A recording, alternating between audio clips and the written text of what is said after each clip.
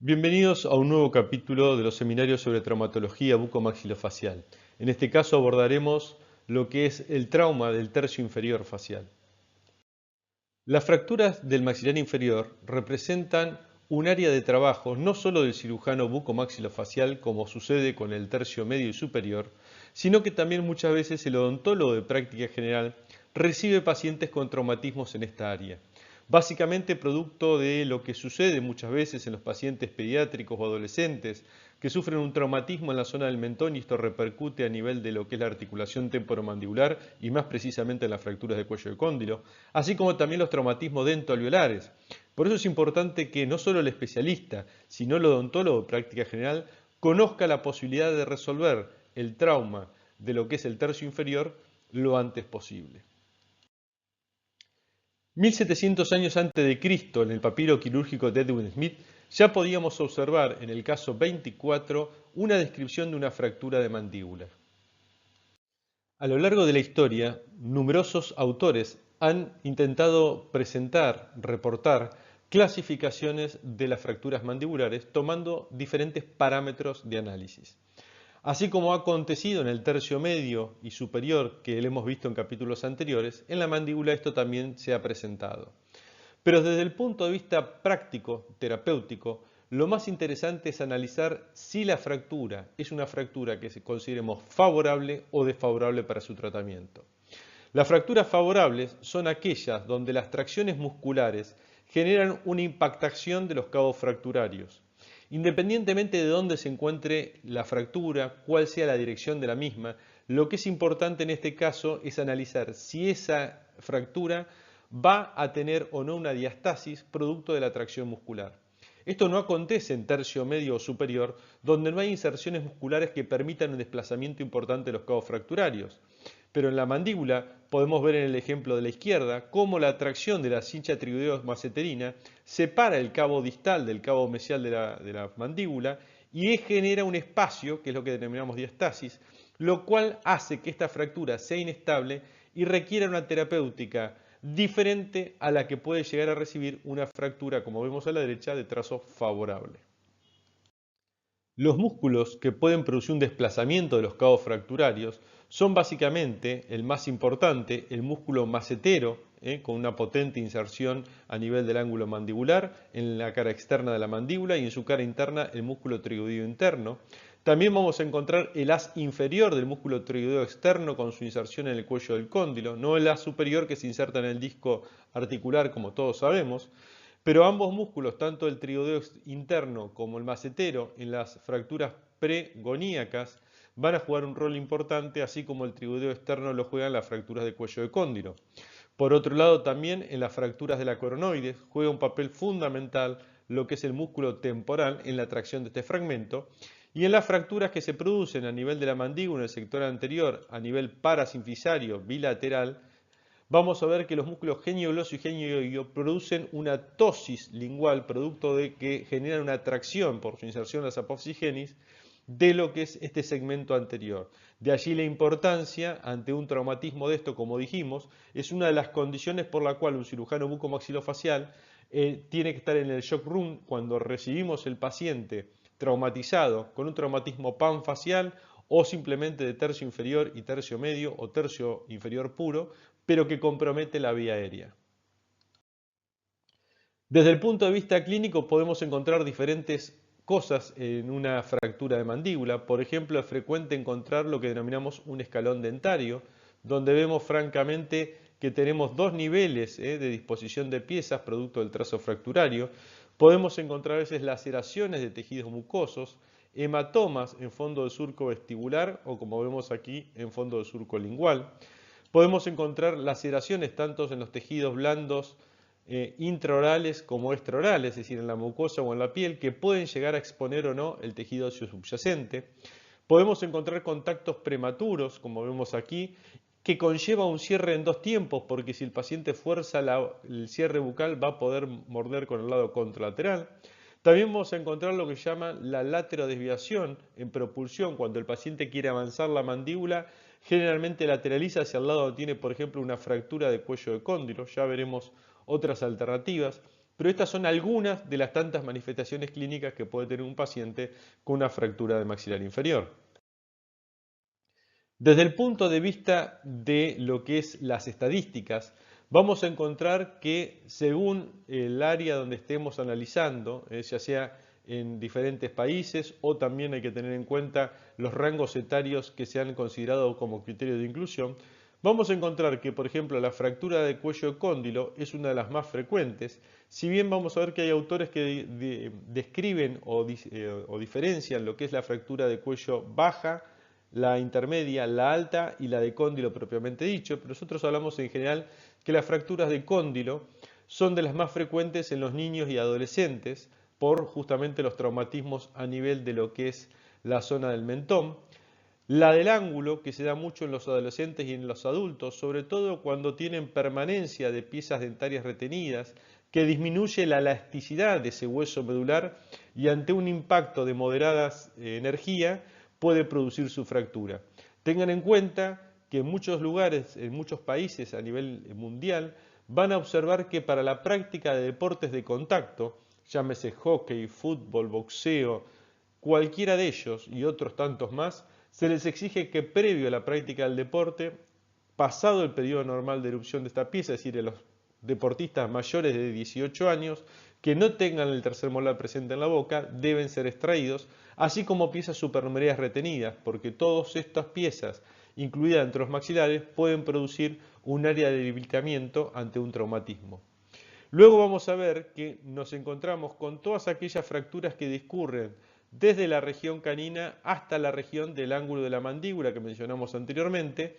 y todas estas se van a denominar fracturas de cuerpo mandibular si involucran la basal, como vemos aquí, o fracturas dentoalveolares si no van a involucrar la porción basal. Obviamente las dentoalveolares se desarrollan en toda la arcada, pero estamos marcando estadísticamente donde son más frecuentes. También tenemos lo que son las fracturas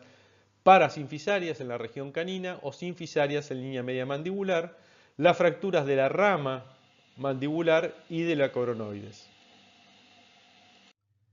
El tratamiento de las fracturas de la mandíbula no difiere del resto de los huesos de la economía.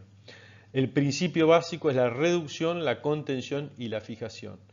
Recordemos que la reducción es restablecer la morfología de la estructura ósea afectada de forma tal que en el paso siguiente con la contención se pueda lograr la estabilización temporaria de los cabos fracturarios. En los maxilares generalmente la hacemos con un bloqueo intermaxilar mediados por arcocintas, arcopeine, arcotipo dentaurum, gelenco, Erich y otros más con bloqueo intermaxilar o mediante el uso de, como vimos en otros seminarios, el uso de tornillos, brackets u otros elementos. Lo interesante es cuando la fractura es favorable, es decir, que los cabos fracturarios no van a tener diastasis y se van a ver impactados por las tracciones musculares circundantes, esta fractura, que es reducida y contenida por este bloqueo intermaxilar, va a necesitar que ese bloqueo se mantenga durante 45 a 60 días hasta que la fractura consolide. Por lo tanto, en este caso, la contención, que es la estabilización temporal de los cabos fracturarios,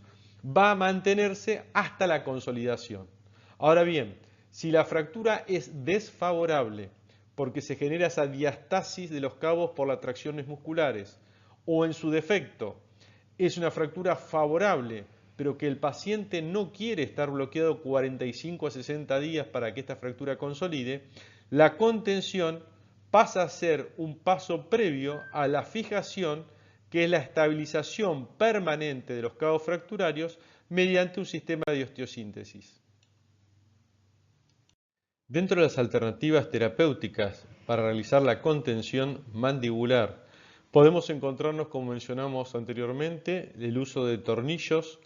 transmucosos que se fijan en el hueso, tienen una longitud entre 7 y 11 milímetros promedio, y estos asociarlos con ligaduras alámbricas o exactamente los mismos aditamentos, utilizarlos con un bloqueo intermaxilar mediante gomas ortodónticas. Estos últimos en particular son de mucha utilidad para el tratamiento de las fracturas de cuello de cóndilo cuando uno va guiando el movimiento de apertura y cierre en línea media. También vamos a ver la importancia del conocimiento y el empleo de las ligaduras alámbricas interdentarias, el uso de brackets bimaxilares asociados a ligaduras con gomas o también con alambres. Y por supuesto, algo que es muy importante es el conocimiento del manejo y el empleo de los arcos cinta, arco tipo Dentaurum, arcos Peine, arcos de Erich, hay arcos de Gelenco, hay diferentes tipos de modelos, pero todos ligados con alambre a las piezas dentarias y luego realizando una ligadura intermaxilar con alambres o con gomas asociadas. Es importante notar, sobre todo para los más jóvenes, esta disposición de la pestaña del arco. El arco es el mismo para el maxilar superior e inferior. La gran diferencia es cómo se disponen esas pestañas. Si lo que estamos graficando en la pantalla fuese la sección del arco, la pestaña debería ir con un bisel hacia arriba para lo que es el maxilar superior y exactamente en sentido opuesto debe ser colocado para el maxilar inferior, de forma tal que permita realizar la ligadura o bien con alambre o pasar una goma de ortodoncia para mantener esa mandíbula contenida. Así como hay diferentes alternativas terapéuticas o métodos para hacer una contención de los trazos fracturarios, también lo hay para hacer la fijación. Si bien todas se denominan osteosíntesis, como vimos en los capítulos de tercio medio y superior, pero en particular la sutura del hueso, que es lo que se denomina osteosíntesis, siempre se realizó por años con alambre maleable de 0,50 básicamente para el cuerpo de la mandíbula o la zona agoníaca, como vemos aquí, con diferentes tipos de disposiciones, a veces haciendo simplemente 2 orificios, a veces haciendo 4 orificios y permitiendo una forma de X o cruz para realizar la osteosíntesis, o a veces abordando la mandíbula en forma circunscripta, generando una estructura de canastilla. Pero lo importante es que siempre se realiza manteniendo la mayor estabilidad posible de los casos fracturarios. En estos casos lo que es interesante a tener en cuenta es que no siempre se utiliza solamente el alambre de acero quirúrgico maleable de 0,50, sino también que se pueden utilizar a veces uno de menor diámetro, menor calibre, entrelazado entre sí, y eso se utiliza como si fuera una sola estructura. Después tenemos también las alternativas más contemporáneas, que es el uso de las placas y tornillos de titanio, si bien originalmente fueron también placas y tornillos de acero quirúrgico como los de Champy, luego fueron reemplazados, y posteriormente también a lo que es las placas de titanio, sobre todo para pediatría, como veremos en otros capítulos más adelante, se han empleado y se emplean las placas reabsorbibles de ácido poliláctico polielicólico, entre otros materiales, que tienen la ventaja de que una vez colocadas no hay que retirarlas, ni tampoco es importante su control más allá del tiempo porque se van a biodegradar, se van a hidrolizar pasados los 18 o 24 meses, unos tiempos antes. Pero básicamente la osteosíntesis entonces la podemos hacer con alambres, con placas o con tornillos de tracción, lag screw, que son tornillos de tracción y compresión, porque en ese fragmento óseo, al pasar el tornillo, genera una tracción de un cabo hacia el otro y la compresión de los mismos. Obviamente después también veremos cuando hablemos de placas de osteosíntesis que tenemos diferentes diseños de placa, diferentes perfiles, diferentes angulaciones de los orificios con diferentes tipos de tornillo que generan diferentes tipos de respuesta biológica en el hueso.